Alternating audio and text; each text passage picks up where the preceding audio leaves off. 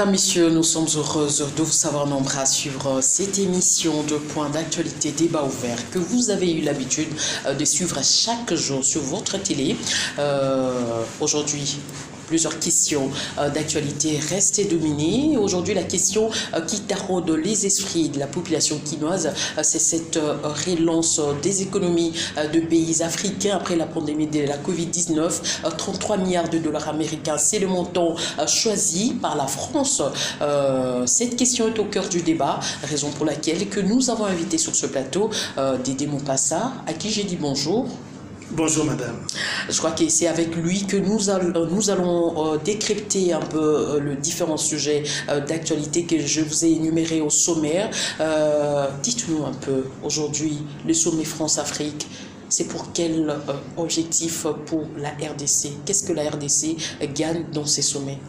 Oui, généralement, le pays classique, le pays du monde maintenant là, s'ouvre entre eux en termes de coopération, et il est prévu des relations internationales qui prévoient un certain nombre de traités, parce qu'aucun pays du monde se suffit à lui-même. On doit avoir des ouvertures les uns des autres pour l'équilibre mondial, en termes de droits humains, en termes de l'économie, en termes de finances, et en termes de bien-être, et le bien-être tout court, là je veux prendre la santé. C'est comme ça qu'en signature du traité qui constitue les Nations Unies, vous avez su qu'à chaque partition de la vie, il y a une organisation qui chapeaute au niveau international. Et il y a les règles qui gèrent ce genre de rapports. Et aujourd'hui, la France s'intéresse à l'Afrique, et cela n'a pas commencé aujourd'hui, c'est depuis belle lurette. Mais il se fait seulement que c'est dans ce genre de rapports, on vous présente un rapport politique ou culturel, mais le soubassement est économique, où on ne prononce pas exactement le règle de jeu économique. Parce que vous êtes sans ignorer que depuis le XVIIIe siècle ou avant le XVIe siècle, la crise a entamé les économies européennes et qu'ils sont restés avec des machines, des usines, mais sans les matières premières. Il fallait maintenant faire l'exploration du monde à la recherche, et c'était ça qui était à la base de la colonisation, parce que quand ils viennent sur votre terre, ils découvrent, ils ont des matières premières qu'ils recherchent chez eux, ils doivent l'extraire pour l'acheminer chez eux. Et ainsi, aujourd'hui, nous avons des grands groupes multinationaux dans le pétrole, donc dans le gaz, dans des appareils manufacturés, mais quand vous demandez là-dedans, ils n'ont pas les ressources dont ils se valent la primauté mondiale pour être une société multinationale de ce rang-là. Donc, et c'est ce genre de rapport que le rapport France-Afrique a géré toute une période bien déterminée, où on a dénoncé, parce que ça n'a pas amené le développement d'un nombre de pays, et ça conduit même aux assassinats. Parce que d'un côté, on vous dit, au nom du droit de l'homme, au nom de l'humanité, au nom de la démocratie, la bonne gouvernance, on vous donne des exigences, et à la fin, c'est vos matières. C'est pour mettre des dirigeants qui leur donnent sur un plateau. C'est pour imposer la politique. Les matières premières dont ils ont besoin. Par contre, ces matières, ce sont des matières qui devraient normalement constituer l'économie des pays africains. Et alors, jusqu'à aujourd'hui, et quand vous allez à l'encontre de cette façon de faire les choses, c'est la guerre qui va vous arriver pour vous séparer, pour anéantir un certain nombre de dirigeants. Et aujourd'hui, je pense, l'échec de Chirac avec le président centrafricain, l'empereur qui a été assassiné, qui est mort, qu'on avait emprisonné, d'ailleurs, qu'on l'a chassé comme un petit enfant. Il y a au niveau de même la Libye, vous avez vu, c'est tout cet apport. Il est allé comme un roi, on l'a reçu après plusieurs tractations, et puis rien que pour le pétrole. La France. Et aujourd'hui que la France, la réputation de la France vis-à-vis de l'Afrique n'est pas quelque chose de très bon. Et pourquoi revenir encore sur... Je ne fais pas les juges, madame. Je présente d'abord la situation, mais le rapport de force peut changer. les rapports de force peuvent changer. Seront que les dirigeants d'aujourd'hui ne sont pas nécessairement les dirigeants d'hier. Ils doivent avoir tiré des leçons. Ils doivent avoir tiré des leçons. C'est-à-dire quand ils vont à la rencontre de pays comme la France, ils doivent traiter à l'égalité. D'abord à l'égalité et sur la table, qu'est-ce que vous voulez? Nous, voilà ce que nous avons. Parce que n'oubliez pas aussi que peu importe tout ce que nous avons comme matière, ces matières-là entrent déjà dans la lignée de matières internationales. C'est-à-dire c'est un besoin international. Plusieurs pays, plusieurs économies ont besoin de notre matière. Donc nous ne pouvons pas nous isoler au nom de la souveraineté. Non, il faut placer ces matières-là à l'international et gagner en international. Donc si on ne le fait pas, on risque d'avoir des matières qui pourrissent. On nous a dit qu'il y a du pétrole à Maïndombe, mais ça ferait des années, on circule dessus, il n'y a rien. Mais maintenant, s'il faut internationaliser ces produits, c'est qu'on va tendre la main à Total, on va tendre la main à Engine.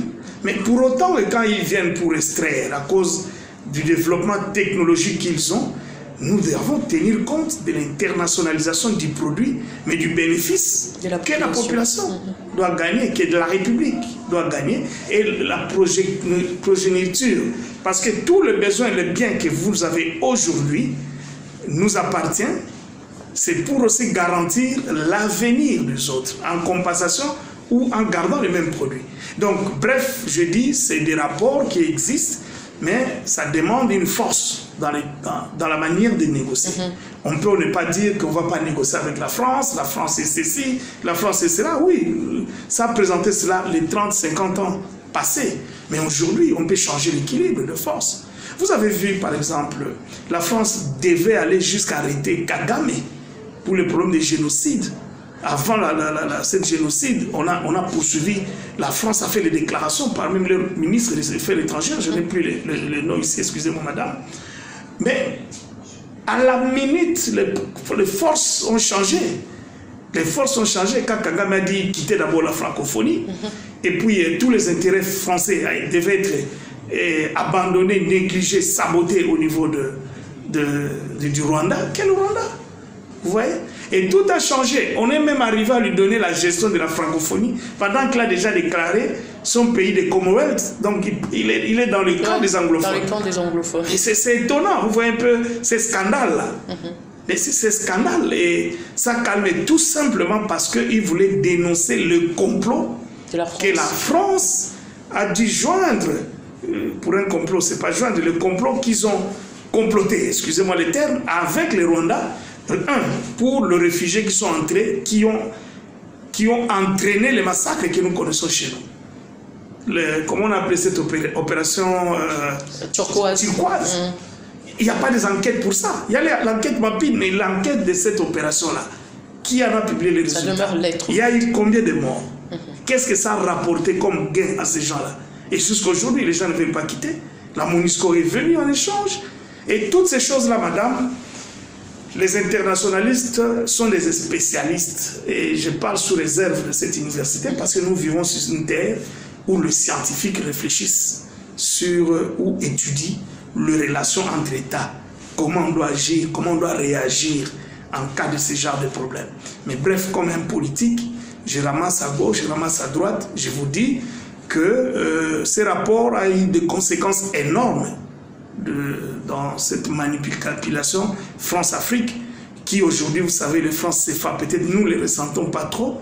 Les gens qui utilisent le franc CFA, ils ont des problèmes de décès, des tirages qu'ils font spéciaux pour leur monnaie qui est imprimée au niveau de la France, qui est gérée à la banque française.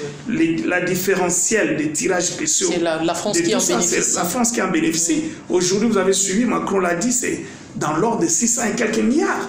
C'est que rien que dans l'opération de battre la monnaie, il y a un gain qui est plus que celui qui fait l'agriculture, plus que celui qui va faire les champs de cacao. Mais on se pose toujours la question aujourd'hui, pourquoi la France veut s'intéresser toujours à la situation de l'Afrique? Est-ce que c'est une manière pour imposer sa politique? Madame, ce problème de survie, les États c'est comme des personnes, les États c'est comme un corps, et ce corps a des charges dedans. Et ces corps, quand vous avez le moyen pour la République, c'est pour une redistribution de vos citoyens. Mais maintenant, si vous n'avez plus de ressources, si vous n'avez plus de ces moyens, vous faites quoi? Et ces pays-là, ils n'ont pas de morale. Ils vont aller puiser là où ils peuvent avoir de l'argent. Et c'est ça le rapport, pour nourrir sa population, pour faire évoluer sa population. Le concept là-bas, c'est comme cela de la gouvernance. Contrairement chez nous ici, beaucoup de dirigeants, nous nous donnons à la merci de ces gens-là. Parce que l'accessibilité au pouvoir dépend d'eux. Peu importe les élections, peu importe la manière dont vous faites vos élections, s'ils déterminent la manière qu'ils peuvent placer X, Y, Z, ils le font. Et maintenant, là, ils changent de forme. D'abord, c'était sous les coups d'État. Ça commence à revenir un tout petit peu. Maintenant, c'est le coup d'État institutionnel. Maintenant, on passait sur les élections. Vous connaissez les gens qui sont restés au pouvoir des années et des années. Tout simplement parce qu'ils doivent garantir la production de ressources qui doit servir à leur économie. Et cette économie, c'est pour l'émergence de leur pays. Et l'émergence de leur pays, c'est pour développer, redistribuer ce développement, je veux dire, le social, et rendre la progéniture de leur futur avec une économie, qui soit à mesure de supporter leur population. Aujourd'hui, la coopération France-Afrique n'a pas produit de fruits dans le passé. Et aujourd'hui, nous revenons encore dans cette coopération. Est-ce que vous pensez que les choses vont bouger avec l'avènement, comme vous l'avez si bien dit, avec l'avènement de nouveaux acteurs à la tête de différents pays africains? Et aujourd'hui, est-ce que vous pensez que pourquoi la France n'aide pas l'Afrique à pouvoir se développer? Ah, mais le problème de développement, c'est un combat, madame. La France va vouloir le développement de l'Afrique, pourquoi? Parce que la France travaille pour son développement. Et il juge que pour se développer, il doit toucher l'Afrique. Mais quand il vient avec le 33 milliards de dollars américains pour 54... C'est un investissement pour gagner. Pour 54 pays africains. Est-ce que vous pensez que c'est d'abord important? C'est d'abord suffisant? Même s'il vient avec 55 milliards, ça ne sera jamais pour faire développer ces pays. Quel est le plan? Maintenant, excusez, on parle de 33 milliards, c'est pour quel plan de développement? Quel est le domaine que ces 33 milliards vont toucher? Quelle est l'aspiration du peuple congolais ou africain qu'on a exposé dans ces sommets pour que ça équivaut aux montants qu'ils sont en train de nous donner? C'est des montants qu'ils nous donnent pour qu'en retour, nous achetons leurs biens et des équipements. Parce qu'on va industrialiser vos pays. Mais c'est eux qui vont nous vendre des usines. Et quand ils vont vendre des usines, ils vont garder des compteurs, ils vont garder des roulements qui vont commencer à vous donner tous les jours. C'est comme ça que le cobalt est là. Ils ont une nouvelle technologie, c'est la voiture électrique. Bon, nous produisons le cobalt. Pourquoi ils n'amènent pas cette technologie ici? En Afrique. Qu'on commence à faire des voitures électriques ici. Et ça circule le monde entier. Pourquoi on ne le fera pas? Parce que ça va créer le chômage chez eux. Ils ont besoin de voir leur population en paix, accroître et organiser l'avenir de leurs enfants. Mais sous notre cobalt. Maintenant, il faut que les dirigeants mettent des structures et des lois, pas seulement des lois, mais des tables de négociation qui puissent un peu arriver à discuter égal à égal. Égal à égal. Parce que moi, je vous donne mon produit et vous en bénéficiez, vous faites développer vos... C'est-à-dire, moi, je peux dire, parce qu'il y a beaucoup de formules industrielles, la Chine l'a démontré, beaucoup d'usines américaines se sont déplacées pour être installés en Chine. Oui. Alors, notre cobalt ne peut traiter que l'usine congolaise en joint venture avec l'usine française, turque, ou je ne sais pas moi, partout où vous voulez l'installer. On ne vend pas le cobalt. Notre cobalt ne sera jamais vendu. Notre cobalt doit participer à ce dont le cobalt donne comme produit à la fin. C'est une vision. C'est une façon de faire. Vous voulez l'extraire, extraire. Vous voulez vendre à X, faites. Mais nous, c'est au produit final que nous gagnons avec ces gens-là. Les téléphones. Nous avons 40% d'appartenance dans ces téléphones. 40% en termes des intrants pour faire un téléphone. Mais très important en termes de ces diodes-là, si vous n'avez pas de batterie convenable, vous n'avez pas une valeur de votre téléphone. Parce que c'est ça qui tient l'énergie et qui détermine la force du téléphone. Et aussi les captiver et concevoir, conserver, voilà les mots, la mémoire pour retenir un certain nombre de choses. Mais tous ces produits, le platinum, le cobalt, ce qu'on prend, les tataniques là, qu'on prend à Goma, à Bukavu, à Beni là-bas, tous ces produits-là, c'est congolais. C'est que nous participons à 40-50%. Mais les téléphones vendus, c'est trop cher ici, chez nous, ici. Avec nos propres pays. Moi, je dis aucun téléphone peut entrer au Congo si ce n'est pas certifié le cobalt qu'il y a dedans.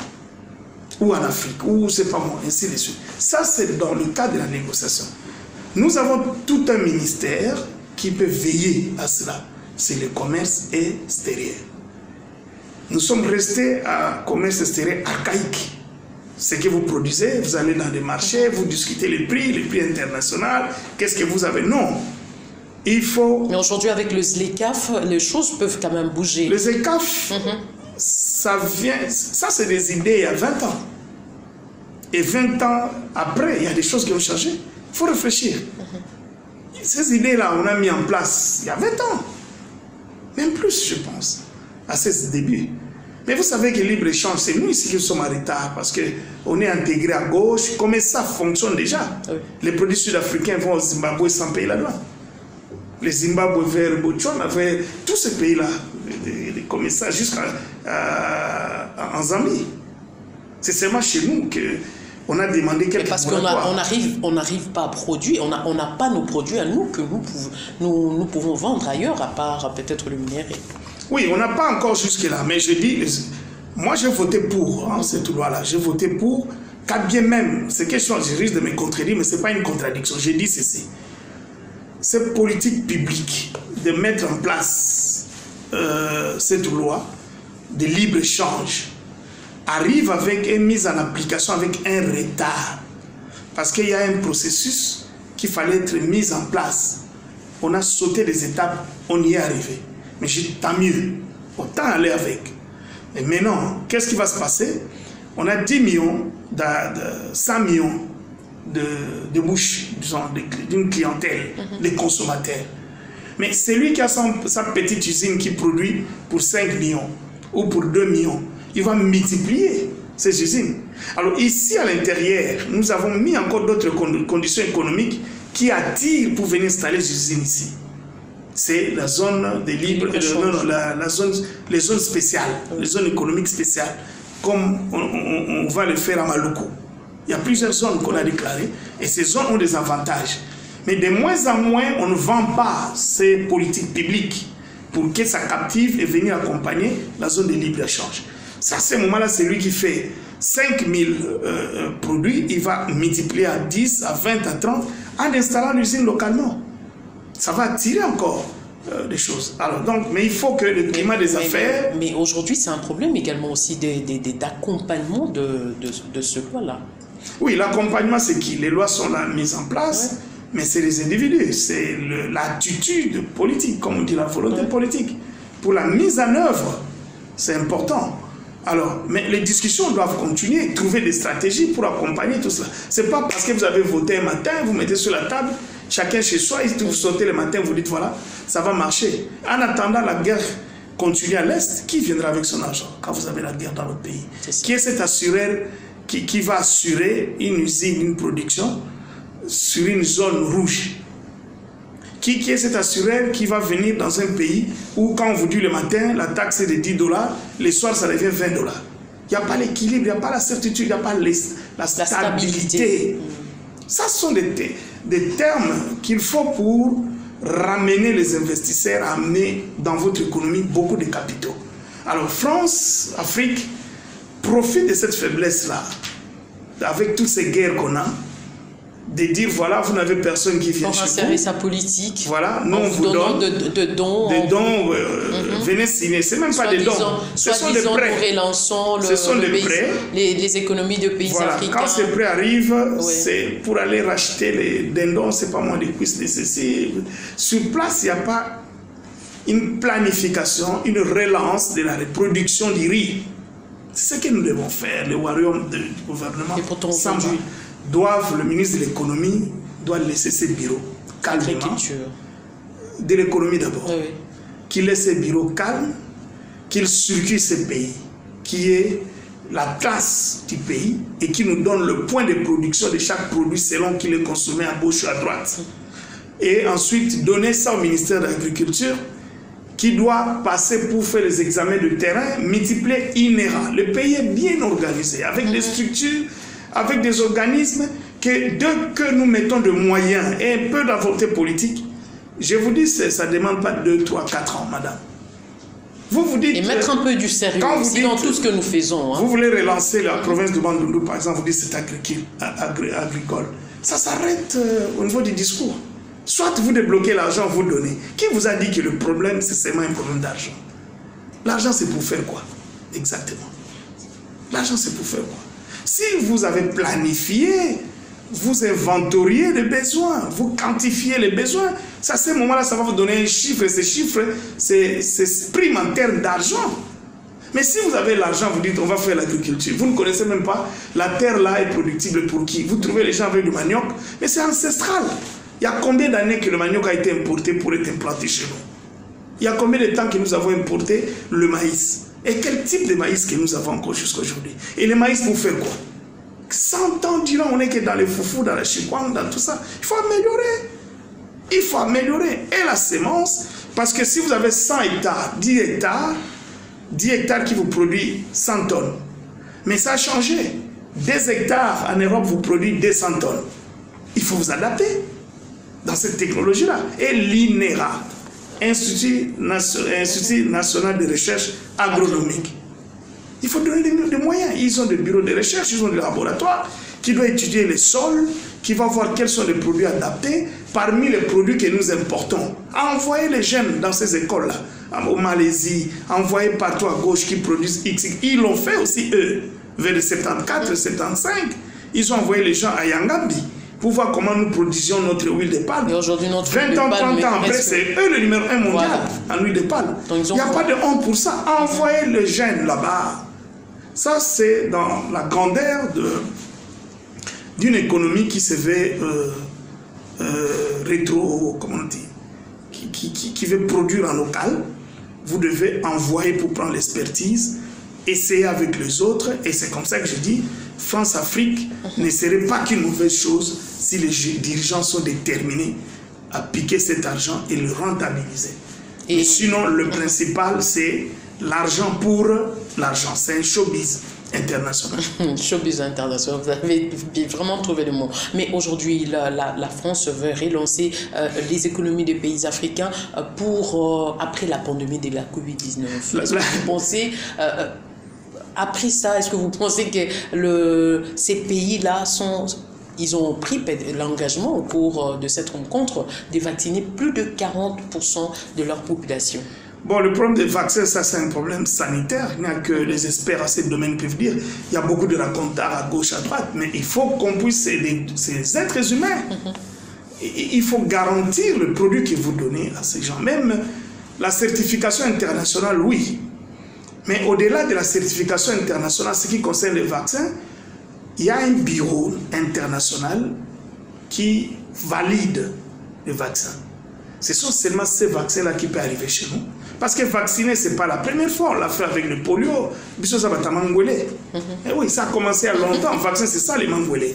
Donc, ce n'est pas une mauvaise chose. Mais nous devons avoir des garanties que les produits qui arrivent chez nous est validé au niveau international et a subi toutes les étapes pour que ça soit consommé aux individus. Alors, ça, c'est sur le plan sanitaire dont les spécialistes doivent s'en occuper. Mais au-delà de tout, madame, l'économie que la France veut relancer là, mais c'est pour relancer sa propre économie, je vous ai dit ici en entame. Pourquoi? Parce que la France, c'est le 3e ou 4e pays le plus endetté, dont l'économie est en souffrance ce jour d'aujourd'hui. Vous savez combien la France doit aux États-Unis ou en Chine, à la Chine? Consultez, vous allez voir. Nous, on n'a rien. Quelle dette nous avons? Nous sommes vierges, madame. On peut encore prendre des crédits jusqu'à autant de millions. Et puis, nous ne sommes pas la France. Nous avons des garanties. Nous avons les garanties. Et 2-3 carrés miniers qu'on peut donner qui a une valeur, c'est pas autant, en pétrole. Même la forêt. On peut donner en caution la forêt équatoriale. Donnez-nous autant de millions. Parce que vous allez... Tout ce qu'on trouvera là-bas, c'est mondial. Je vous ai dit, tous les produits congolais, de nos ressources, ont maintenant une valeur internationale.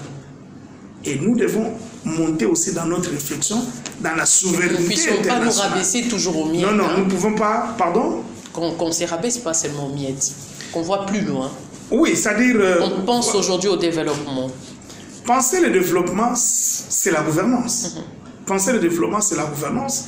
C'est laisser, il faut faire la lutte contre les anti-valeurs, les fraudeurs, les gens qui torpillent l'argent de l'État, qui détournent l'argent de l'État, la corruption, l'impunité, une justice juste, comme vous dites, comment on a appelé ça, l'état de droit, et toutes ces choses-là, ça peut alléger. Et à ce moment-là, avec toutes nos ressources, nous sommes une génération, bien sûr, qui est redevable.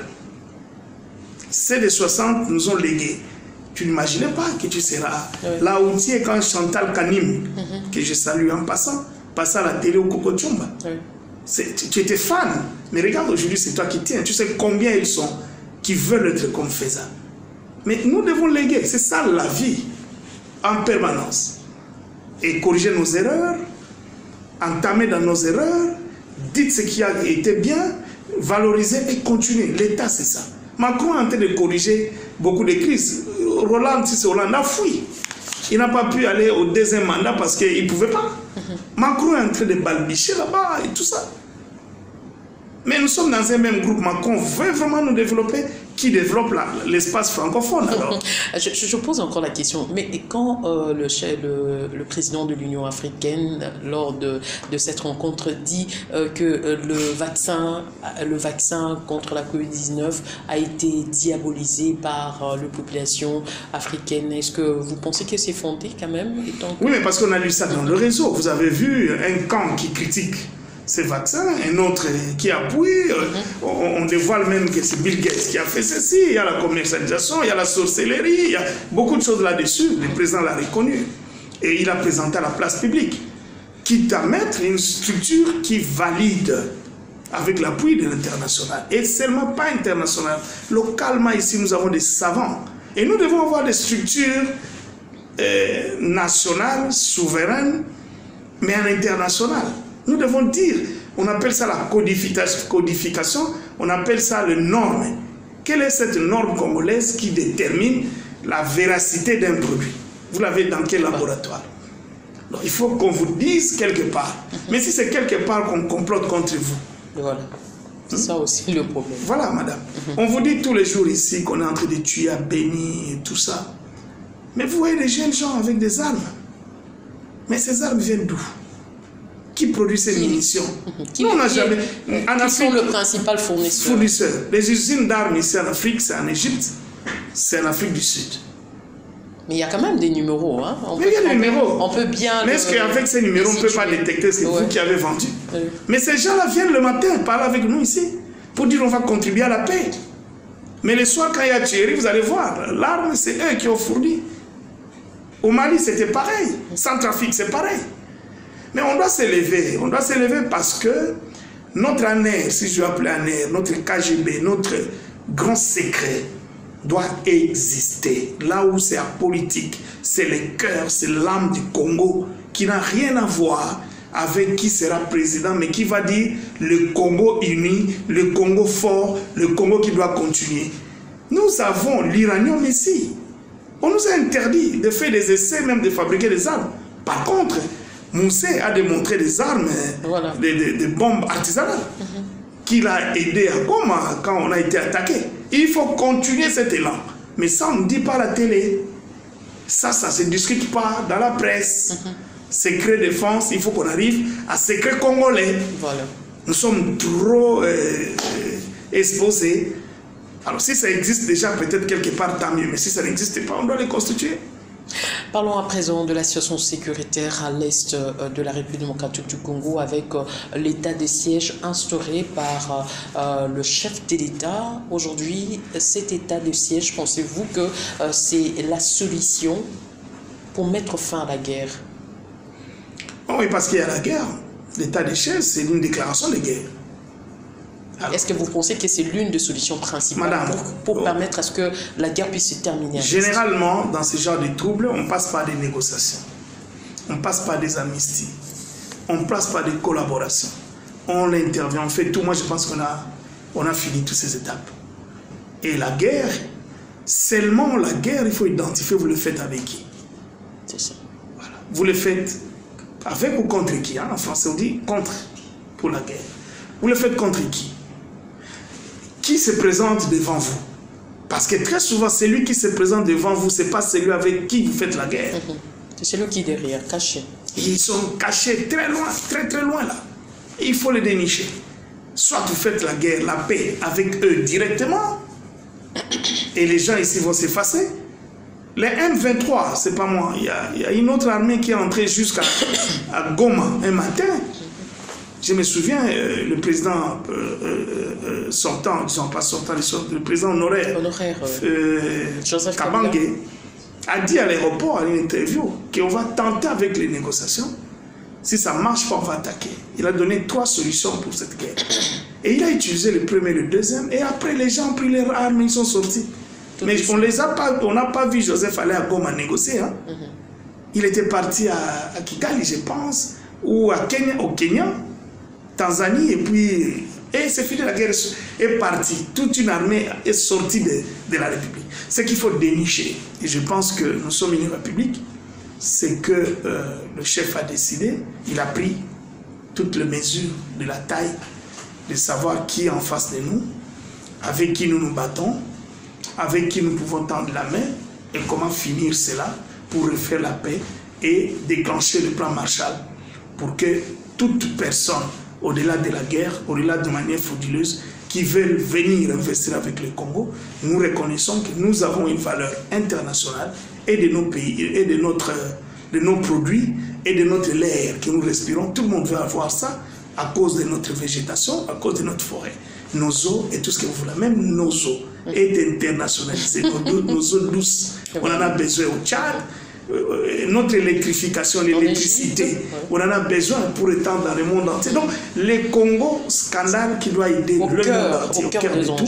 Donc, alors, il faut que nous aussi, nous ayons une habitude, depuis l'école primaire, qu'on ait cet orgueil et cette façon de voir les choses, pour ramener notre souveraineté au niveau de la souveraineté à l'international, et pas souveraineté qui nous éloigne de l'international. On nous fera toujours la guerre.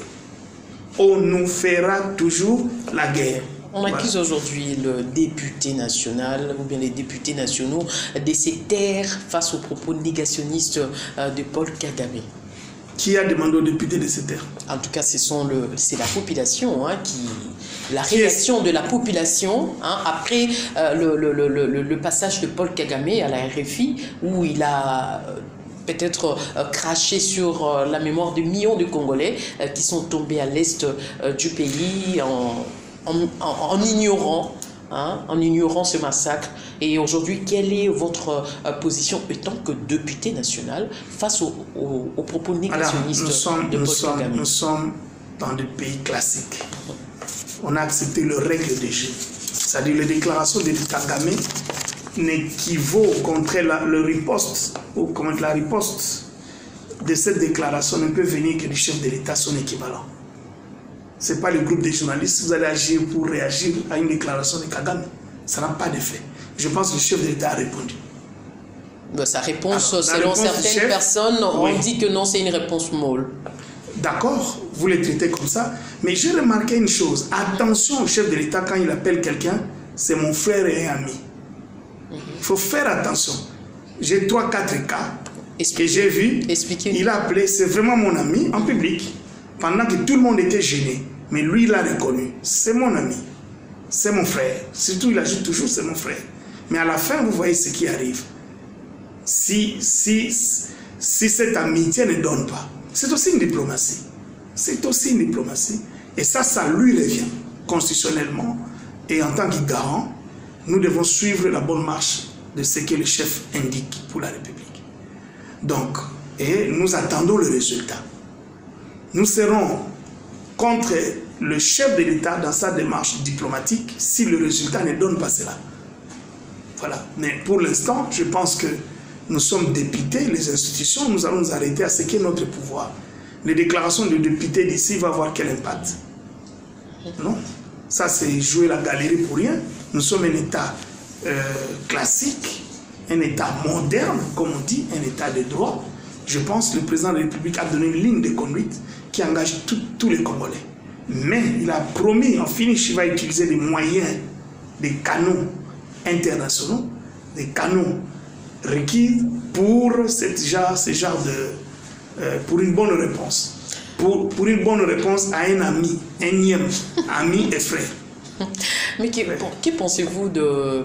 En tout cas, si je comprends bien l'idée d'Adolphe Muzito dans cette question, parce que lui, il dit que aujourd'hui, le Rwanda est en train de orner notre pays, donc de convoiter la RDC. Donc, il y a aussi cette possibilité qu'on puisse l'ouvrir à la porte, et tout en imposant notre politique interne. Donc, le Rwanda doit respecter la politique de notre pays, mais on peut aussi leur accorder un peu d'espace pour vivre, du fait que leur pays est un peu réduit. Est-ce que... Non, mais je passe ça des Muzito comme ça. Hein. Je passe ça, je les salue d'abord.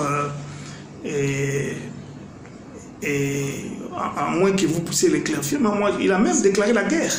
Ça, c'était avant. Oui, il a même déclaré la guerre. Ouais. C'est-à-dire, la logique même en déclarant la guerre, c'était pour dire tout simplement que le Rwanda, il faut que les forces, qu'on essaye nos forces. Et celui qui va remporter va avoir l'hégémonie sur l'autre. Mais ce n'est pas le Rwanda qui peut avoir l'hégémonie sur le Congo. Rien que par la population. La population rwandaise ne peut pas occuper toute la République. Même si nous ouvrons la porte... Donc on peut lui donner une partie. Non, j'ai dit ceci. Ça, c'est la première logique. Même si on ouvre la porte, ils viendront, ils n'occuperont jamais. C'est pour dire, la guerre avec le Rwanda, ça peut prendre du temps, mais on va l'éclabousser. Ils ne vont pas occuper partout. Mais alors, quand le président Adolphe, ou le premier Adolphe, estime que il faut ouvrir ça, il rentre dans sa vision économique, dans sa vision de finances publiques, dans sa gouvernance de l'intégration régionale ou sous-régionale. Et cette pensée est venue depuis Mobutu, depuis les Belges. On avait notre banque ici, Rwanda, Burundi. On était une histoire économique. On a une histoire économique. Mobutu l'a collé avec la CPG. Ça marchait. Il y a des projets de CPG qu'on avait mis ensemble. Mais c'est Kagame qui a tout mis à nu, qui a tout détruit. Mais on peut revenir à cela. À cause de sa mauvaise politique. Oui, on peut revenir à cela pour rétablir la paix. Mais cette est-ce que ça sera possible? Il faut les négocier. Il faut les négocier. Ils sont déjà dans la tête. Il faut les négocier en position de force et non pas en occupation. Parce que on estime qu'on est occupé, infiltré. Ce n'est pas le moment de négocier. C'est genre de deal économique mixte avec la région. Non, ce n'est pas le moment.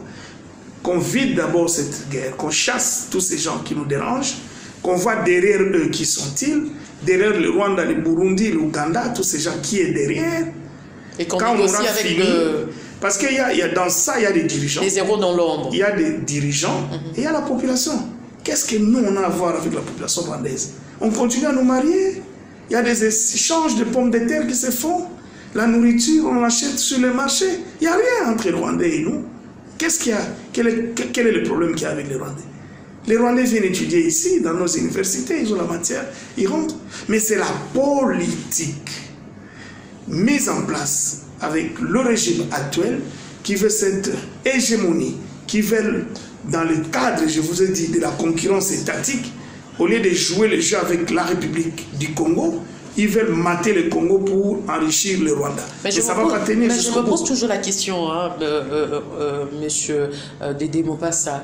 Aujourd'hui, si c'était la RDC qui tenait ce genre de propos, malgré les dires de son ambassadeur Vincent Karega qui dit que cela ne doit pas fragiliser la coopération entre le Rwanda et la RDC. Est-ce que vous pensez que l'attitude que nous avons aujourd'hui, ça sera la même attitude que le Rwanda allait avoir si c'était nous qui avons tenu ce genre de propos vis-à-vis du génocide rwandais? Mais oui, ça allait chauffer. Vous avez vu avec la France comment les choses se sont passées. Donc, mais pourquoi est-ce que nous sommes si passifs? Non, on n'est pas si passif. Je vous ai dit, le chef de l'État a répondu. Il a fait une déclaration. Et moi, je pense respectueux des autorités. Et je donne la chance à sa diplomatie. C'est aussi une méthode qu'il a appliquée. C'est une approche. Mais nous, c'est le résultat. C'est le résultat qui compte.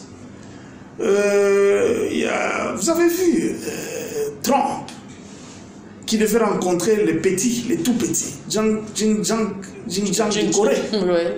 Vous avez vu? Est-ce que vous voyez les États-Unis là? C'est pareil aussi avec nous. Hein? Il a tendu la main, il est allé vers lui pour négocier. Tout simplement parce qu'ils ont appris que l'armement qui est en train de se faire là-bas peut détruire leurs intérêts dans le monde et les attaquer eux-mêmes. Il faut faire la paix pour annuler toutes ces choses-là. C'est de la diplomatie. Ils pouvaient aussi venir frapper. Comme un matin, on a frappé en Libye. Un matin, ils se sont réveillés, ils ont frappé, ils ont détruit là, ils ont étruvé toute une puissance africaine qu'on avait et ils ont tué un leader. Donc, tout dépend de l'approche diplomatique. Je vous ai dit ici, ce domaine, la matière que nous discutons ici, il y a toute une centrale d'études, de connaissances à l'Université des Relations Internationales. Parce que c'est prévu avec le règle des jeux. Je parle ici en politique. Okay. Donc on ne tient pas de guerre parce qu'il y a des principes qui gèrent ce genre de choses. Il y a des approches quand vous gouvernez et il y a une façon d'anticiper ou de retarder pour bien attaquer. Qui vous dit que l'état de siège, comme on a commencé à attaquer comme à Béni, on va aller jusqu'au bout? Et c'est la guerre qui va aller jusqu'au Rwanda. Qui vous dit pas ça? Mais on ne l'a pas encore prononcé. Donc, il faut voir des choses dans quel schéma nous sommes en train de partir. Donc, vous parlez en tant que politique. Donc, voilà, je parle en tant que politique. On doit entrer dans votre... Si ça nous ramène la paix, et par rapport à la demande de la population rwandaise, qui se sent aussi un peu étouffée, on va l'aider. Nous allons tout doucement... On va les aider par Nous sommes en train d'aller tout doucement à la fin de cette émission, mais nous n'allons pas nous séparer sans plutôt parler de votre province, hein? Donc de votre circonscription électorale. Parlez-nous un peu de la situation aujourd'hui de votre circonscription.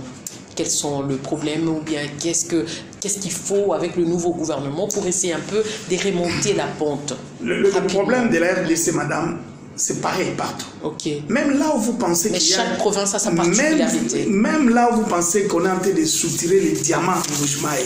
Vous voyez à quel état se trouve Mbujimayi. Là, c'est Mbujimayi, un grand centre. Allez à Kabeya-Kamonga, là où le bastion, le village du président de la République. Éloignez-vous à Kamwanya. C'est pas moi, 5, 6, c'est partout en République démocratique du Congo. Potika Likunya. Même là où la Gécamine travaille à côté, on soutire à 100 mètres, à 200 mètres, il y a la souffrance.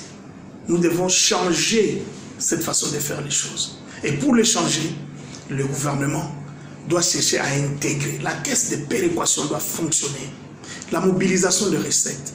L'important, je vous ai parlé du ministre de l'économie ici, qui doit faire la classe de la République pour donner à chaque coin ce qui est valable à faire. Et que nous puissions même le crédit en question de nous prendre. Dans les cas de France-Afrique, ce n'est pas pour aller acheter aveuglément. Nous, c'est notre argent qu'on nous laisse libre de gérer les 33 milliards. Que ce n'est pas qu'on nous donne encore des tempos pour dire les 33 milliards, armez-vous parce que vous allez faire la guerre contre le Rwanda, vous êtes menacé par l'Angola, on va vous armer parce que eux qui fabriquent, c'est leur usine, mais c'est notre cobalt qui entre là-dedans. Donc, toutes ces choses-là, on doit être regardant. Donc, pour ma province, j'ai dit tout simplement, vous avez une nouvelle couleur politique.